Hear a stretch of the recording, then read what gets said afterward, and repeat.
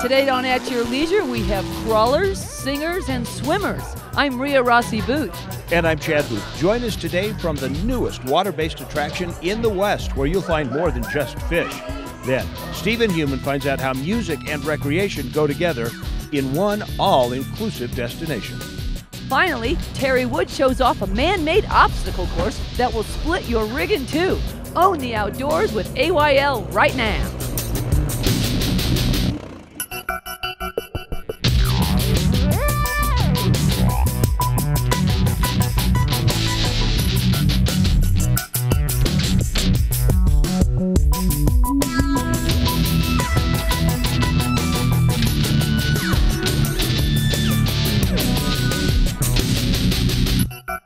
I'm so excited, a brand new shiny building to explore. Hi everybody, welcome to At Your Leisure. I'm Chad Booth. And I'm Rhea Rossi Booth. And I'm Stephen Human, here with my family. And I'm Darren Kinder, and I'm here with all my family, and we're at the new Loveland Living Planet Aquarium. And we're gonna go in and see all the cool new features. You know, it's been really a progressive growth for the aquarium life here in Salt Lake. And when I'd heard that they were moving and going to a new facility, I had no idea that it was going to be this big of an expansion. So I'm really very excited to get inside and tour all the neat stuff that I've been hearing about for the last couple of months. They have more than just fish in there. Yeah. That's true. Yeah. I've actually been to the old one a couple times, and it's extremely different because the old one, it was in a nice building, but nothing like this. Right. I'm really excited too to see all the new features. Yeah, the kids can't wait, right? All right. Well, I got my fishing pole. No, that's not here. Not here, Darren. No. Anyway, we are going to go inside. We're going to take you on a tour today. You're going to really find this to be a lot of fun. But as always, we first have to go to our travel adventure. And this is kind of like a flashback trip, right, Stephen? It is. We're going out to Vernal, which is just east of Salt Lake City on Highway 40, and we're going to find out how music and recreation go together. If you would like to explore the Vernal area, it's easy to find. Vernal, Utah sits on US Highway 40, right near the border of Colorado and Utah. So make your way out there, and it looks just like a lot of fun, Stephen. Well, we are here with Susie Broadbent, who's the marketing director for the Living Planet Aquarium out here. This is really different than what we used to see over in Sandy at 90th South. Yeah. How big is this facility? So our new facility is 136,000 square feet, where our other facility was only about 40,000 square feet. So now we'll have 74 exhibits, and we have over 5,000 animals for our guests to come and see and enjoy. Well, how did this actually all start? So it started with our founder, Brent Anderson, who always dreamed about bringing an aquarium and the ocean to the desert. Utah's the second driest state in the country, and so you can imagine a lot of people questioned if that would really work.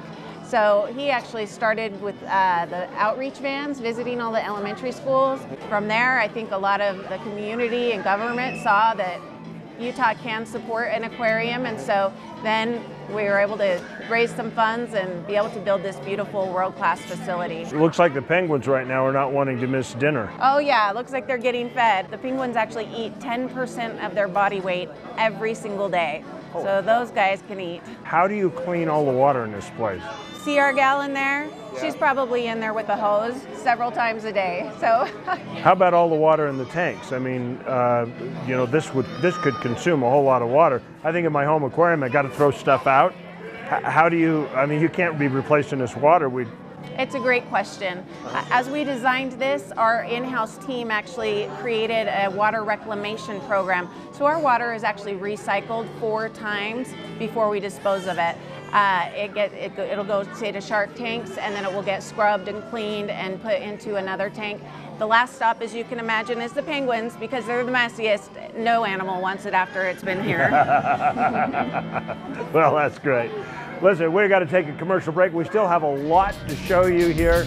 Stay with us. We'll be back with more of At Your Leisure in just a minute. Well, welcome back to the Loveland Living Planet Aquarium, and we're here at the Larry H. and Gail Miller 4D Theater. And this place is really cool because you ask yourself what 3D is, and this is 4D. They've got smell-o-vision, they've got blast in the face, they've got 2 really cool 4D movies. One is The Great White, and the other one is the Last Reef, which is about the Great Barrier Reef and other coral reefs. Normally we're tossing to me doing a product review, but today we're tossing to Chad Booth. He's going to be doing a really cool RV with Ray City RV. Welcome back to At Your Leisure. I'd like to introduce Dina Walsh. She is the Director of Animal Husbandry here at this magnificent aquarium. Nice to meet you, Dina. Nice to meet you. Now, what does this mean, you're the Director of Animal Husbandry? What does that mean? Well, basically it means that I'm in charge of the entire animal collection here at the aquarium. So everything from fish to frogs, penguins to toucans, that's my job. And so I heard that was quite a story getting these toucans in here. Yes, we were really fortunate. Southwest Airlines was amazing and hooked us up with complimentary airfare, not only for me, but for the 2 toucans in this exhibit. Allowed us to take them on the plane with their very own seats. So it was a fabulous experience, and as you can see, they arrived safe and sound. They are so happy. Now, is this a male or a female? No, this is a male. You can tell it's a male because it's much larger than our female. And the sounds that they're making are breeding calls to each other. So when she's in the mood, she'll start calling back. So Dina, tell me what type of animals and birds that you all have here? Well, we have 3 different zones here at the aquarium. One focuses on marine fish, so everything from sharks to sea turtles, seahorses, jellyfish, you name it, we've got it. And then we'll move to the South American rainforest, where we're going to have freshwater fish that are found in the Amazon. And then of course we have Utah Hall, where we have our river otter, and then we have all native fish and birds. Thank you, Dina. I really appreciate you showing me around the toucan room. You're very welcome. All right, well, don't go away, because right now we're going to go to our rock crawl adventure, but these are fake rocks. We'd like to thank RockyMountainATVMC.com for sponsoring that trailhead adventure. If you want to find more about it, just go to RockyMountainATVMC.com. Now, we are, of course, here at the aquarium, and this is Ashley, and this is an interesting thing that you guys actually do. You bring out some of these animals for kids to be able to learn about and touch. Tell me about that. We do, yeah. So we're in the Utah Hall right now, so I thought I'd bring out some Utah animals to show you today. This is a Utah banded gecko. And they can touch it and everything as long if you're really, really gentle. Okay, can you be gentle, Max? You want to be gentle? Do you want to touch it? Elise, you want to touch it?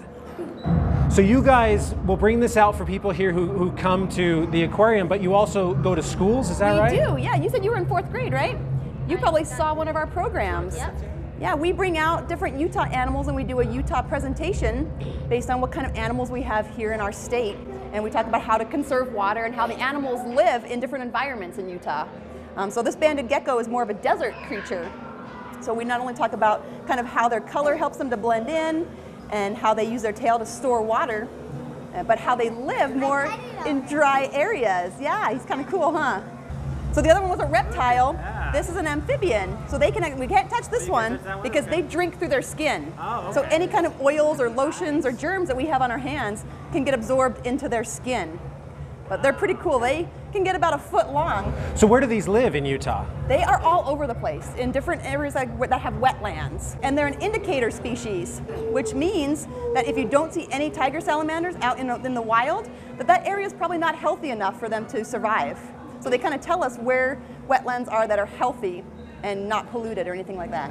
So how can a school or somebody contact you guys if they want you to come down and kind of do a presentation at the school? Oh yeah, so you can email outreach@thelivingplanet.com, and then we'll get in contact. We'll set up a date that works, and we'll bring out these cool little animals. Well, this is great for kids. So if you want to teach them about these sorts of animals, the aquarium is the place where you're going to want to come. And of course, they can come to your school and teach them hands-on. This is great. We have to take a commercial break. When we come back, we'll have our giveaway winner and more from the aquarium. Well, that's all the time we have for this week's exciting adventure. Actually, you know, when we first were talking about coming down here, I thought, well, I've been to 90th South. It was good, but I'm really wowed by this. No, this is totally better. I mean, it's amazing. Oh, absolutely. Sensational.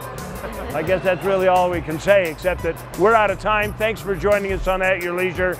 Between now and the next time we all get together, make sure that you get out with your family and friends and enjoy the great outdoors at your leisure. And they also I said that. That's perfect timing.